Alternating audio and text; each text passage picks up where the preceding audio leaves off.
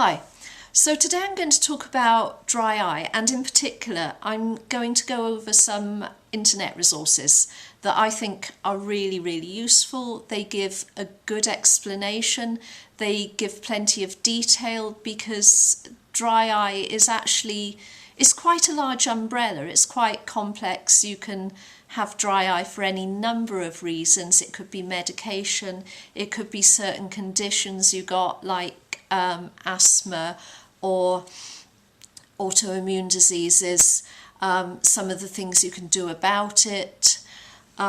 So the first is from YouTube, and the video is called Dry Eyes and Tear Dysfunction. Let me do that again. Dry Eyes and Tear Dysfunction Syndrome, Causes, Symptoms and Treatments. And it's 44 minutes long, and it's a lecture by Giacomina Massaro Giordano. I hope I've said that right. She's a Penn Medicine ophthalmologist, so it's from somewhere called Penn Medicine, which I take it is in Pennsylvania. So she discusses what causes dry eyes or tear dysfunction syndrome. So already you're seeing that dry eyes could be just that the eyes are dry, maybe you're not blinking enough, or maybe you have some problem with your eyelids. But it can also be that you're not producing enough tears, so it can have more than one cause. I like the way she explains that this can really be quite a big problem for people. It can fly under the radar really quite easily. One thing with dry eyes is you can actually get sensitivity to light, and I'm thinking back and oh yes, I do have that. Not as hugely as I did have it, but I certainly do have it. I also have asthma. That goes hand in hand with dry eyes.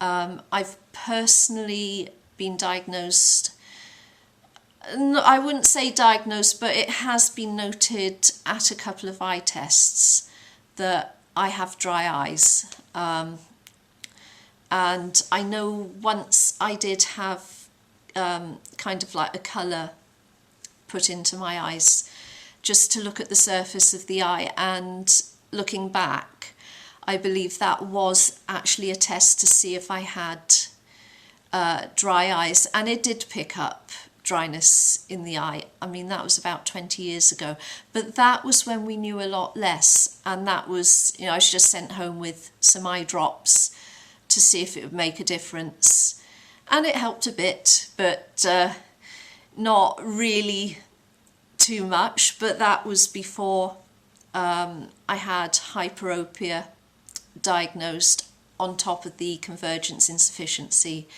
which I had also. So the other, I've got here something I downloaded, and it was some research. The impact of dry eye on visual acuity and contrast sensitivity, dry eye assessment and management study. So that comes as a PDF, and it just automatically downloads if you click on it. But what they found was dry eye did affect visual acuity. So the conclusions was worse visual acuity related to vision-related symptoms in dry eye, and if you had worse tear film stability that was associated with was contrast sensitivity. And I can kind of concur with that, because water in the eye or blinking or wetting the eye, it makes a huge difference to what I see. Once my eyes are wet, I kind of gain like plus at least 2 diopters, and that concurs with why I kind of have some instability of vision. I get things like fading in and out, and that also explains why my eye tests can be quite a bit different as regards refractive error. And there was something about refractive error here. I'll quickly see if I can find it.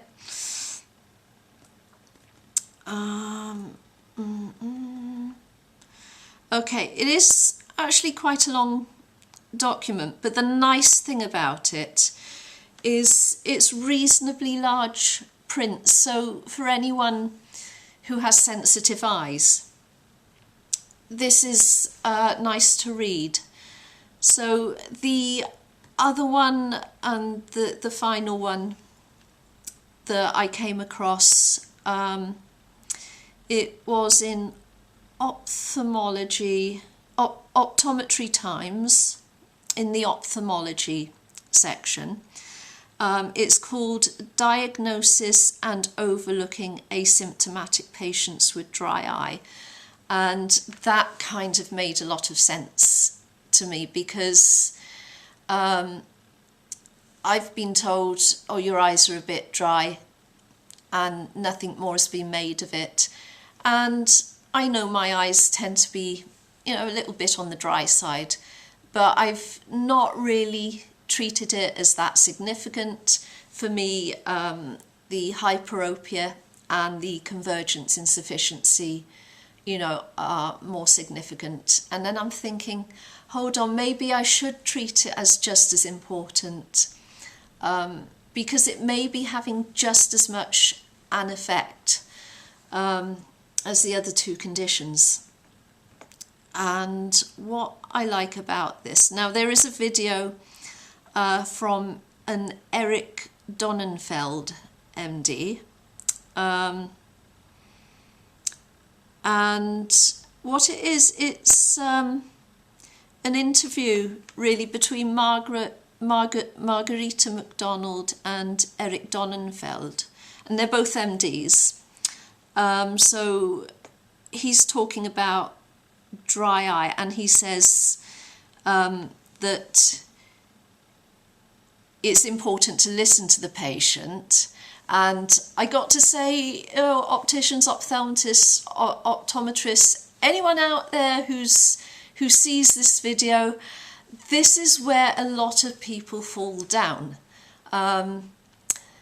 The patient will start talking, and their symptoms, may sound a bit strange or not add up.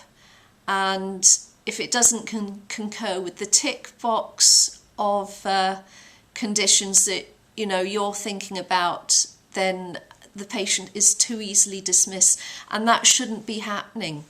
The first thing he says, which I love, is listen to their symptoms, because that will give you a lot of information. And he says he has a favourite symptom, which is fluctuating vision. And when, in his opinion, I know that came out sounding wrong, but in his experience, when a patient's vision fluctuates, it's because of an ocular surface disease. Well, that could include dry eye. So it could be vision changing between blinks. And I'm going, yes, you're so right about that. It could be vision on the computer getting blurry after half an hour, after about 2 minutes. could be the vision is good in the morning. Oh God, yes. So yes, and then gets bad in the afternoon. It starts there, and I think he says he likes to look at the staining and checking the tear breakup design. And he says it's not that easy to diagnose a dry eye. You have to do quite a thorough examination.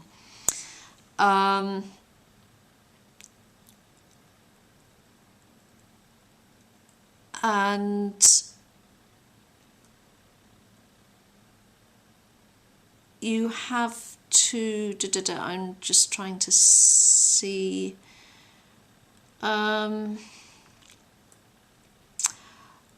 okay, so it was the other lady who likes to look under the, actually look under the eyelid to check there. And he's saying you actually have to, you know, do some quite thorough investigation, basically, because with a simple test, things can be missed, and if a patient gets undiagnosed, it's very easy to look as if there's nothing wrong with them. Maybe they're, you know, it's easy to think maybe they're putting it all on, and you know, that's horrible for the patient then. So anyway, these are my resources that I found which give a really good explanation of dry eye. So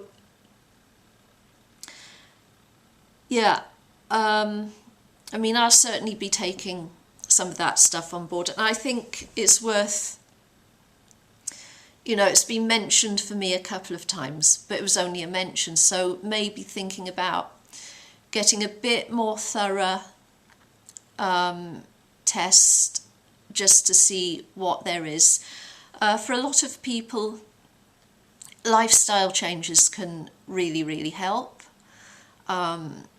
So funny enough, fish oil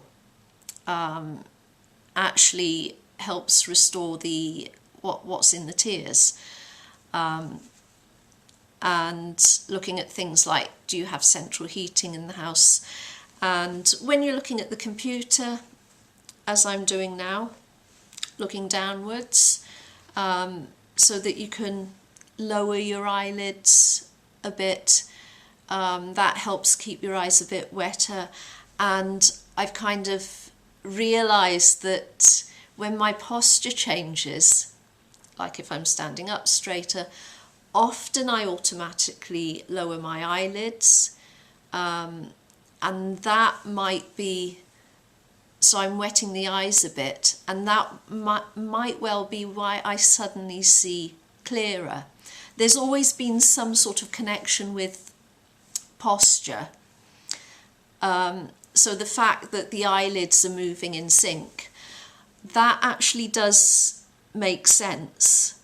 So also, I mean, I'm looking at the computer now, learning to let my eyes relax, which is working very, very well. I mean, you'll see I haven't got my normal glasses on. I do certainly wear them, that is my normal wear, but when I'm reading, I've got these on, and sometimes I like to just relax in them, and that really is helping. So a quick update on the convergence insufficiency front, this sort of plastic occlusion, that works very, very well for me.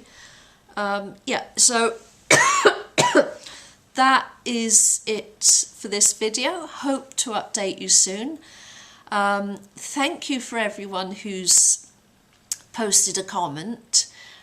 You know, there's some quite in-depth comments there, so I'll go over them and you know, make a readers' comments video at some point. I think that would be really nice. Yeah, so have a lovely Easter, everyone. Please like and subscribe, and hope to see you in my next video.